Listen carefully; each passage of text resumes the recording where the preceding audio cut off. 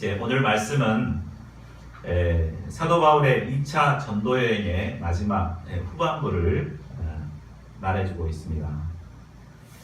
사도 바울은 지금껏 수많은 반대와 저항에도 불구하고 전혀 쫄지 않고 담대히 복음의 역사를 섬겼습니다. 그런데 오늘 사도 바울은 고린도 역사를 섬기면서 아주 그 연약한 모습으로 개척 역사를 섬기고 있었습니다. 우리가 개척의 역사를 섬기다 보면 가끔 사도 바울과 같은 문제에 빠지기도 합니다. 굉장히 두려움에 사로잡히고 연약해질 때가 있습니다. 그렇다면 사도 바울이 이처럼 연약하게 된 그 이유가 무엇일까요? 또 하나님께서는 연약한 바울을 어떻게 도우십니까? 본문 말씀을 배우는 가운데 저희 가운데 있는 모든 어두움을 물리치고 우리가 힘든 가운데서 담대히 복음 역사를 섬기는 자들이 될 수 있기를 기도합니다. 자, 1절을 보십시오. 아덴을 떠난 바울은 근처에 있는 항구 도시인 고린도에 도착하게 됩니다. 고린도는 당시의 해상 무역의 중심지로서 당시에만 60만 명이 거주하는 아주 거대한 도시였다고 합니다. 무역과 상업이 발달했기 때문에 그곳에는 아주 물질이 재물이 아주 풍부했습니다. 그러니까 돈이 많고 사람들이 많이 오가고 현금이 이렇게 유통이 되고 이런 곳에는 반드시 어떤 일이 일어나죠? 성적으로 문란한 이런 사업들이 일어납니다. 당시 이곳에는 사랑의 여신인 아프로디테 신전이 있었습니다. 그런데 이곳에 당시에 1,000명의 여사제들이 있었다고 해요. 그래서 그들이 하는 일은 말이 여사제지 이제 제사 지내고 나면 몸을 파는 매춘부가 됩니다. 그래서 돈을 받아서 몸을 팔고 이런 도시였어요. 그래서 이 당시 고린도 사람들 그러면은 굉장히 음란한 사람들로 찍혔습니다. 고린도 여자 그러면은 매춘부 이렇게 여겼습니다. 아덴이 우상 숭배의 분위기였다면은 이 고린도는 아주 이런 음란한 분위기였습니다. 바울은 이런 음란한 도시에 혈혈단신으로 오게 됐습니다. 이제 동역자들이 없이 혼자서 아덴에서부터 혼자서 이곳으로 오게 됩니다. 아무리 바울이라고 해도 이런 거대한 죄악된 분위기 가운데 혼자 복음 역사를 섬기기란 쉬운 일이 아니었을 것입니다. 하나님께서는 이런 바울에게 믿음의 동역자를 만나도록 하십니다. 자, 2절을 보십시오. 그들은 바로 아굴라와 브리스길라 부부였습니다. 아굴라는 본도라는 곳에서 태어난 유대인으로서 로마에 거주하였습니다. 또 그의 부인인 브리스길라는 잘 알 수 없지만 그 이름으로 보면 로마의 귀족 출신이었던 것을 알 수 있습니다. 이들 모두는 예수님을 영접한 기독교인들로서 로마에 거주하고 있었습니다. 그런데 글라우디오라는 황제가 즉위하면서 유대인들이 하도 이렇게 분란을 일으키니까 로마에서 추방해버렸습니다. 추방 명령을 내려서 어쩔 수 없이 그들은 재산을 거기에 놓고 보따리로 싸가지고 이제 유랑 생활을 하게 된 것입니다. 이들 부부와 사도 바울은 공통점이 몇 가지가 있습니다. 가장 첫째는 예수님을 영접한 크리스찬이라는 거죠. 그리고 두 번째는 직업이 같다는 것입니다. 사도 바울은 천막을 만드는 기술을 가지고 있어서 필요할 때면 언제나 천막을 만들어서 물질 자립을 하였습니다. 지금 동역자 없이 혼자서 딱 떨어져 나와 있기 때문에 물질 자립하기가 어렵잖아요. 그러니까 그 기술을 가지고 이제 천막장 만드는 일을 했습니다. 그러니까 천막장 만드는 일은 당시에도 굉장히 천한 직업이거든요. 근데 바울은 굉장히 귀족 출신인데 왜 이런 일을 알고 있을까? 근데 당시에 그 랍비들은 말씀을 가르치고 하는 것을 봉사로 여겼습니다. 그래서 자신이 이제 어디를 가든지 스스로 이렇게 물질 자립을 하고 봉사하도록 그렇게 훈련을 했다고 합니다. 그래서 당시 랍비들은 한두 가지 이상의 이런 기술을 모두가 습득하도록 이렇게 돼 있었다고 해요. 그러니까 아마 바울은 이 천막 만드는 그 기술을 습득해서 필요할 때면 이제 언제나 이렇게 물질 자립을 했던 것 같습니다. 사도 바울은 이제 고린도에 홀라 떨어져서 이제 물질 자립을 하기 위해서 천막 공장으로 갔던 것 같습니다. 근데 바로 거기서 이 동역자들을 만나게 된 것입니다. 바울과 아굴라 부부의 또 하나의 공통점은 사람들에게 쫓겨서 떠돌이 생활을 하였다는 것입니다. 사도 바울의 1차, 2차 전도 여행을 보면 계속해서 유대인들에게 쫓겨서 이렇게 떠나오는 그런 삶이었죠. 아굴라 브리스길라 부부도 로마의 안정된 삶에서 떠나서 이제 여기까지 흘러 들어온 사람들입니다. 참 어떻게 보면 자신의 신세가 굉장히 절망적이고 원망스러울 수도 있었을 것입니다. 그런데 이것을 통해서 그들은 가장 귀한 동역자를 얻게 된 것입니다. 아마 비슷한 처지에 있던 이들은 서로 아마 동병상련의 정을 느끼고 함께 거했을 것입니다. 참 서로를 이해해주고 참 함께 아껴주고 그러잖아요. 자, 서로 격려하며 권면하며 기도하며 서로 힘을 내었습니다. 그래서 바울은 이제 혼자이지만 동역자로 인해 힘을 얻고 날마다 회당에 들어가서 강론하며 또 유대인과 헬라인을 권면할 수 있었습니다. 하나님께서는 우리가 지쳐있을 때 혹은 외로움과 고독에 처해 있을 때 삶의 현장에서 믿음의 사람 동역자를 만나게 해주십니다. 우리는 하나님께서 보내주신 동역자들과 함께 교제함으로 위로와 격려를 얻고 새 힘을 얻어서 바울처럼 이렇게 사명인의 일을 갈 수가 있습니다. 하나님께서는 순천대 개척 역사를 섬기는 우리들에게 이처럼 귀한 동역자님들을 보내주셨습니다. 우리가 이 동역자님들을 귀하게 여기고 서로 교제하는 가운데 이런 참 외로움을 서로 나누고 교제하고 힘을 얻고 우리에게 맡겨주신 개척의 역사를 힘써 섬겨야겠습니다. 자, 5절을 보십시오. 어느 정도 시간이 지난 후에 실라와 디모데가 마게도냐로부터 내려와서 그들을 만나게 되었습니다. 이로 인해 바울은 하나님의 말씀에 붙잡히게 되었다고 말하고 있습니다.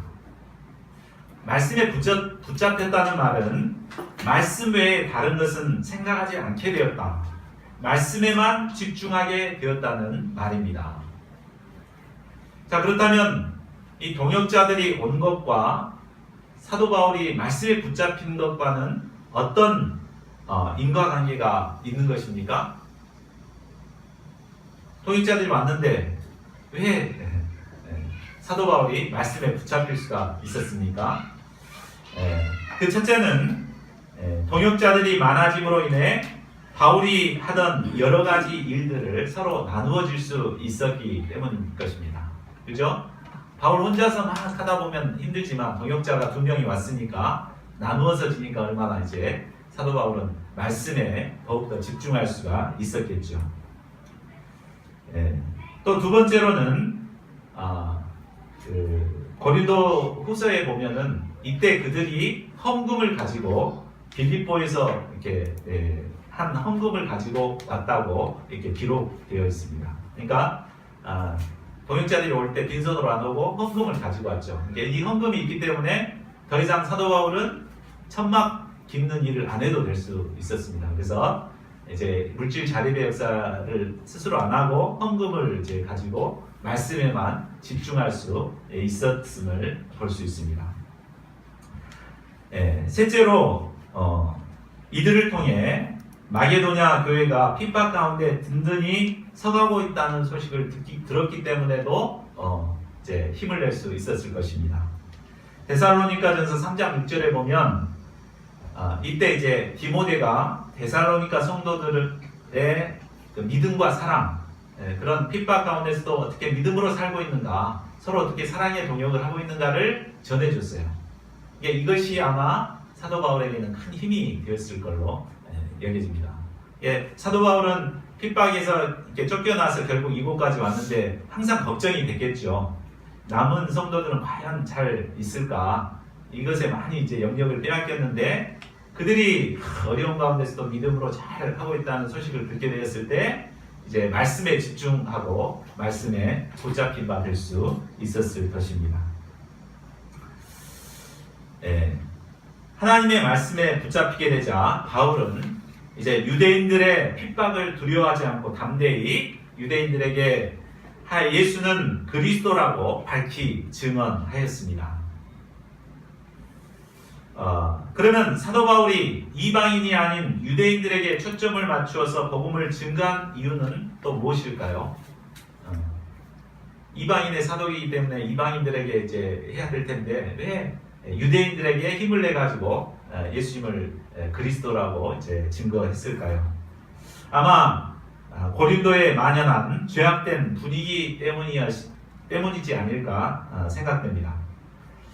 바울은 음란한 분위기에 젖어 있는 이방인들에게는 소망을 두기가 어려웠을 것입니다. 때문에 바울은 하나님을 믿는 유대인들에게 초점을 맞춰서 그들에게 먼저 복음을 전하고자 힘을 썼습니다. 그러나 유대인들의 반응은 그리 좋지 않았습니다. 6절을 보십시오. 바울이 유대인들에게 복음을 증거했지만 그들은 오히려 바울을 대적하며 비방했습니다. 이에 바울은 옷을 털며 말합니다. 너희 피가 너희 머리로 돌아갈 것이요 나는 깨끗하니라. 바울은 복음의 증거자로서 책임을 다했습니다. 바울이 맡은 사명을 다했기 때문에 그는 깨끗합니다.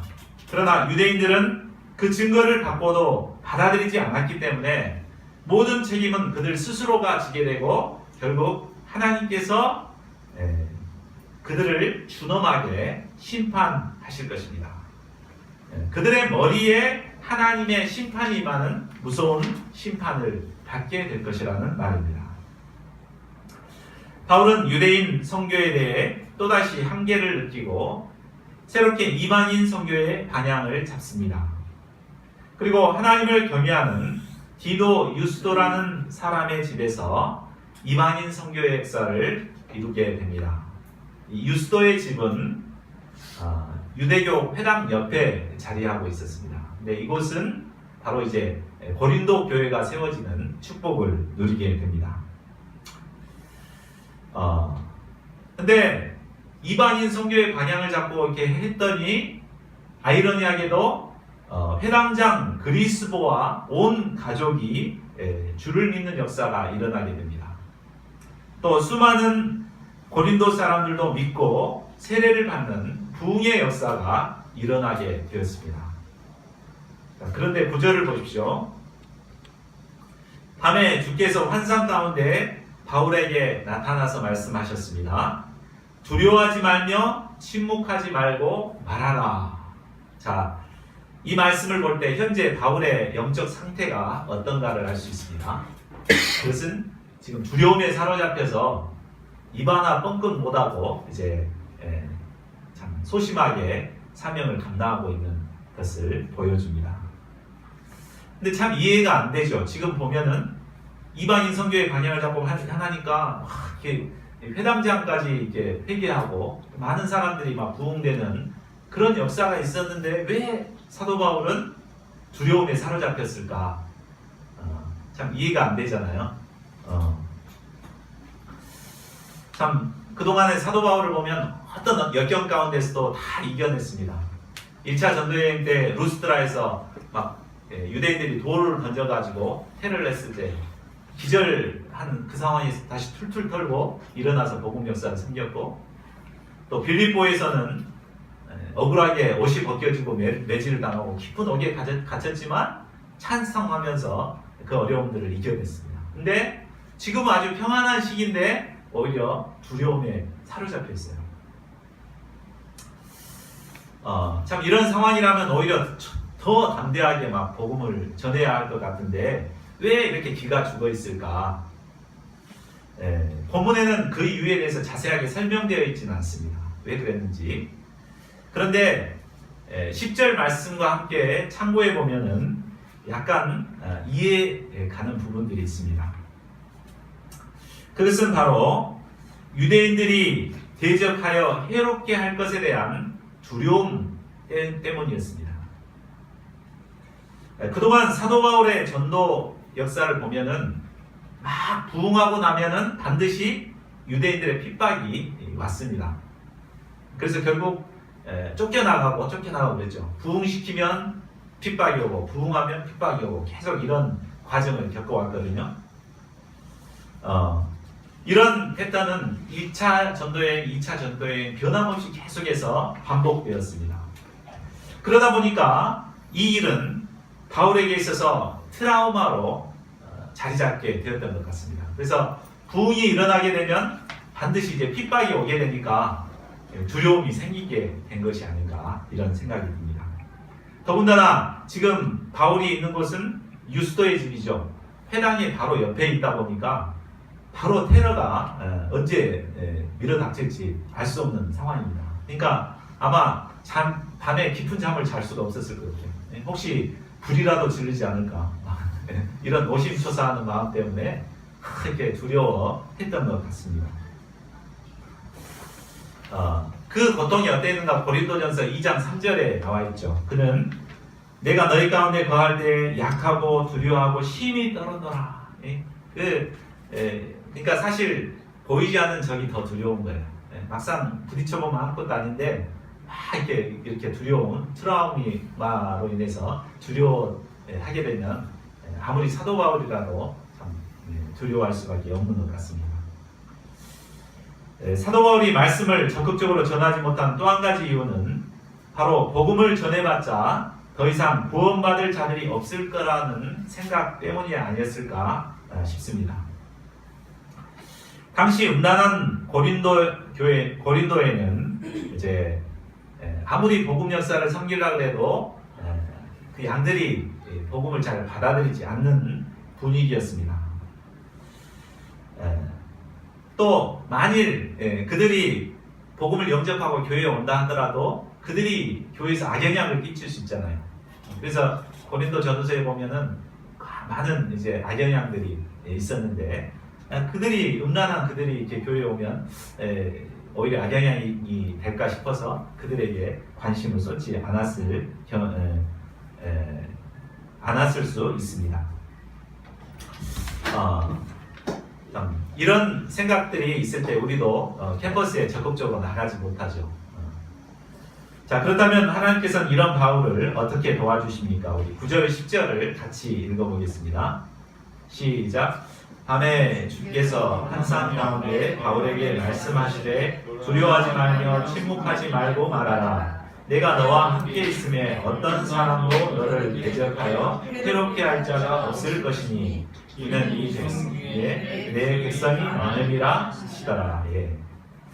하나님께서는 먼저 두려워하지 말라고 하십니다. 그리고 바울이 두려워하지 말아야 할 이유에 대해서 설명하십니다. 그 이유는 내가 너와 함께 있으니. 바울을 대적하는 유대인들이 바로 옆에서 언제 테러할지 모르는 그런 상황일지라도 두려워할 필요가 없는 것은 바로 하나님께서 바울과 함께 하시기 때문입니다. 우리가 두려움을 느끼는 가장 큰 이유는 바로 함께 하시는 하나님을 바라보지 못하고 대적들, 그 환경을 바라보기 때문입니다. 복음 역사를 섬기기 어려운 환경들만 바라보면 두렵습니다. 곧 그들이 나를 집어삼킬 것 같고 곧 망할 것 같은 두려움이 생깁니다. 그러나 하나님께서는 우리의 방패가 되셔서 이런 죄악된 대적들로부터 우리를 지키시고 보호하십니다. 우리가 이 하나님을 바라볼 때 어떤 두려운 상황에서도 담대히 하나님의 일을 할 수 있습니다. 부활하신 예수님께서는 복음의 사명을 감당하는 제자들에게 약속하셨습니다. 볼지어다 내가 세상 끝날까지 너희와 항상 함께 있으리라. 이 예수님께서는 복음의 사명을 맡은 우리와 함께 하십니다. 그리고 모든 대적들과 우리를 해롭게 하는 자들로부터 우리를 지키시고 보호하십니다.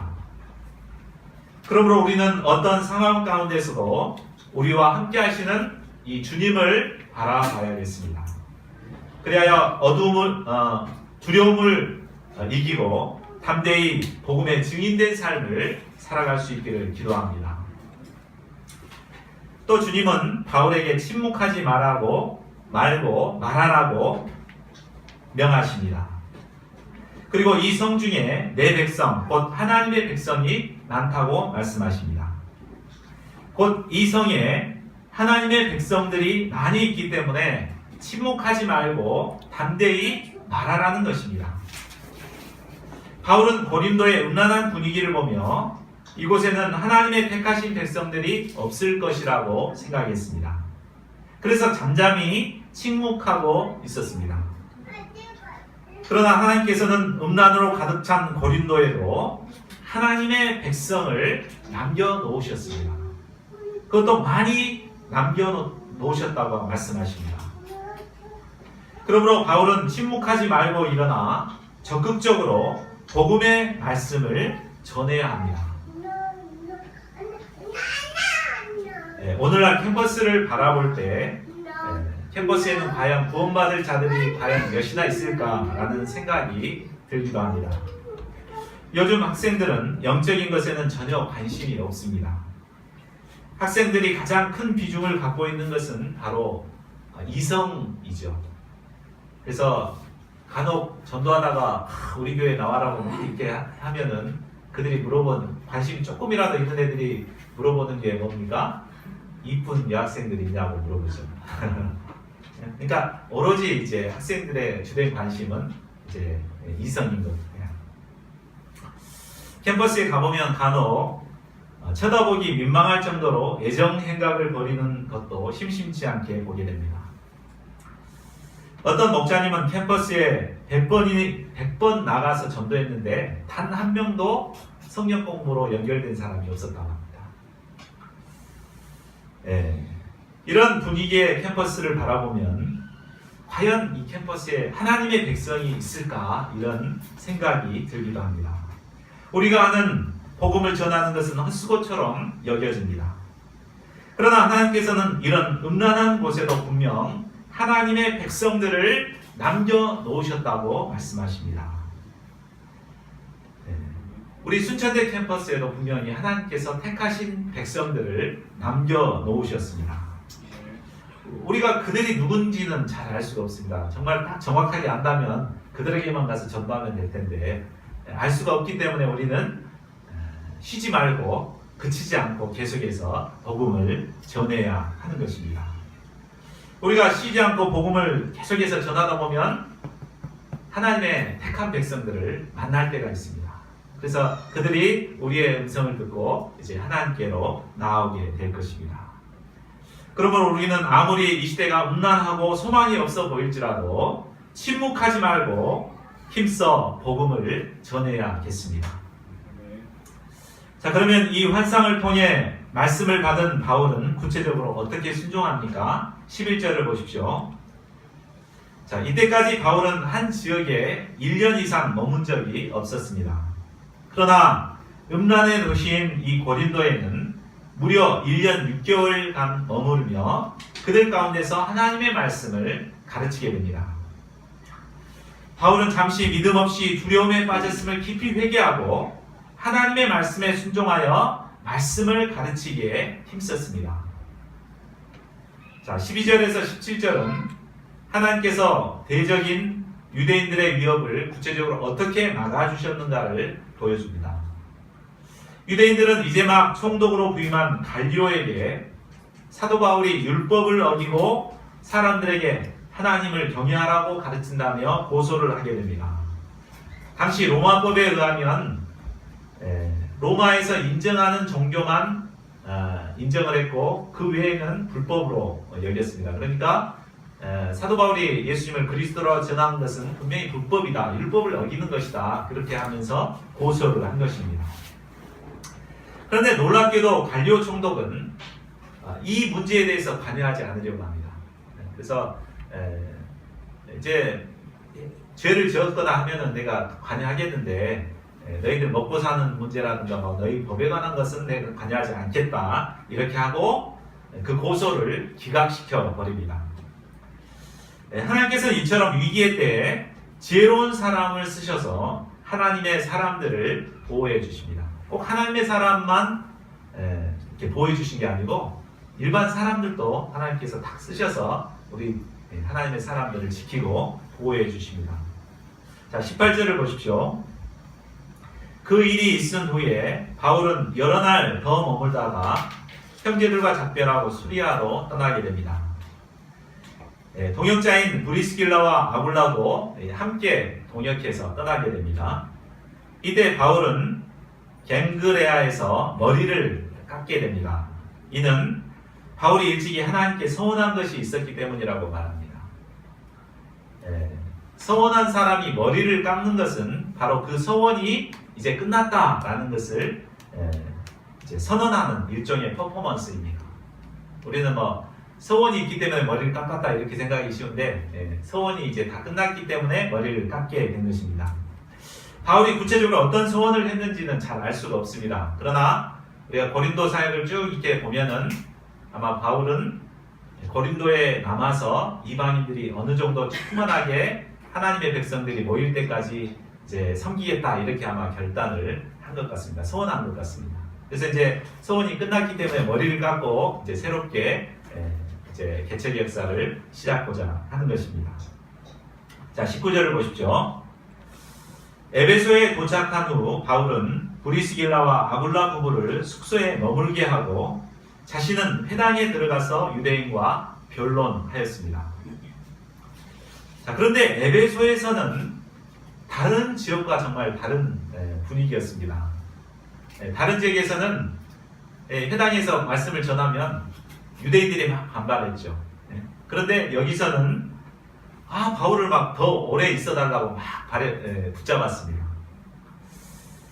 아마 바울은 참 이런 곳을 보지 못했는데 이곳에 남아서 섬기면 정말 큰 부흥의 역사가 일어날 것입니다. 자, 그런데 바울은 어떻게 말합니까? 21절을 보십시오. 바울은 그들의 청을 거절하고 작별하면서 말합니다. 만일 하나님의 뜻이면 너에게 돌아오리라. 자, 2차 전도여행을 시작할 때만 해도 사도 바울은 자신의 생각과 의지의 기초에서 복음 역사를 섬겼습니다. 그렇죠? 이방인들보다는 유대인들이 많은 곳을 찾아서 아시아에서 복음 역사를 섬기려고 막 이렇게 길을 썼습니다. 성령께서 막고 방해를 해도 오로지 막 그 길을 가려고 했죠. 그런데 2차 전도여행을 다 마치고 난 후에는 자신의 생각을 다 내려놓고 하나님의 뜻을 쫓습니다. 그래서 하나님의 뜻이 있게 되면 다시 오겠다. 이곳이 아무리 좋은 환경이라도 하나님의 뜻을 쫓아서 섬기고자 하는 것을 보게 됩니다. 자, 에베소 역사를 마치고 이제 하나님께 맡기고 그들은 이제 안디옥으로 다시 돌아오게 됩니다. 이로써 사도 바울의 2차 전도여행의 대장정이 마감을 하게 됩니다. 그런데 얼마 있다가 또다시 갈라디아와 부르스기아 땅을 차례로 다니며 제자들을 굳게 함으로써 이제 곧바로 3차 전도여행을 시작하게 됩니다. 자, 24절에서 28절은 에베소 교회에 남아있던 브리스길라와 아굴라 부부의 활동을 기록하고 있습니다. 자, 24절을 보십시오. 알렉산드리아 출신의 아볼로라는 유대인이 에베소에 오게 됩니다. 그는 아주 언변이 좋고 또 성경에 능통한 자로서 사도 바울처럼 두루 다니며 전도의 사명을 감당하고 있었습니다. 아볼로는 일찍이 주의 도를 배워서 열심히 예수에 관한 것을 증언하였습니다. 그런데 그에게는 한 가지 문제가 있었습니다. 바로 세례 요한의 세례만 알고 성령의 세례는 모르는 것이었습니다. 당시에는 성경이 기록되어 있지 않았습니다. 그렇기 때문에 우리가 오늘날 성경이 있었다면은 성경을 공부하면서 그 성령의 세례라는 것을 배울 수가 있었을 텐데, 그때는 오로지 이제 그 증거자의 증언만 듣고 이제 복음을 영접했기 때문에 그는 이제 성령의 역사에 대해서는 들어보지를 못했던 것 같습니다. 그는 성경 선생으로서 예수님에 대해서 너무 자세한 것을 잘 알고 있었지만 성령에 대한 것은 전혀 모르고 있었습니다. 이런 자에게 정말 필요한 것은 성경 선생이죠. 성령의 역사를 잘 이해시켜 줄 수 있는 성경 선생이었습니다. 자, 26절을 보십시오. 아볼로가 회당에서 말씀을 가르치고 있을 때, 그때 브리스길라와 아굴라도 집회에 함께 참여하게 됩니다. 근데 브리스길라와 아굴라가 이렇게 가만히 설교하는 걸 들어보니까 굉장히 문제가 있는 거였어요. 성령의 역사에 대해서는 전혀 모르고 있는 것임을 알게 되고, 이제 그들이 1대1 성경 선생이 되어서 그 아볼로를 돕게 됩니다. 그래서 아볼로를 따로 데리고 가서 하나님의 도를 더 정확하게 풀어서 가르쳐 주었습니다. 아볼로는 브리스길라와 아굴라의 성령 공부를 통해 보이지 않는 영적인 세계, 성령의 역사를 이제 비로소 확실히 깨닫게 되었습니다. 무엇보다 성령의 역사를 깨닫게 되었습니다. 복음의 주체이신 성령의 역사를 깨닫게 되므로 아볼로는 지식만 전달하는 교사에서 이제는 성령을 의지하여 복음 역사를 섬기는 성령의 사람으로 변화되었습니다. 아볼로가 성령의 사람이 되자 믿는 자들에게 많은 유익을 주게 되었습니다. 예수 그리스도라는 단순한 복음도 성령을 의지하여 성경으로서 증거할 때 많은 형제들이 은혜를 받고 복음 위에 굳게 서게 됩니다. 또한 유대인들과의 변론에서도 성령을 의지하였을 때 유대인들의 말을 이길 수 있었습니다.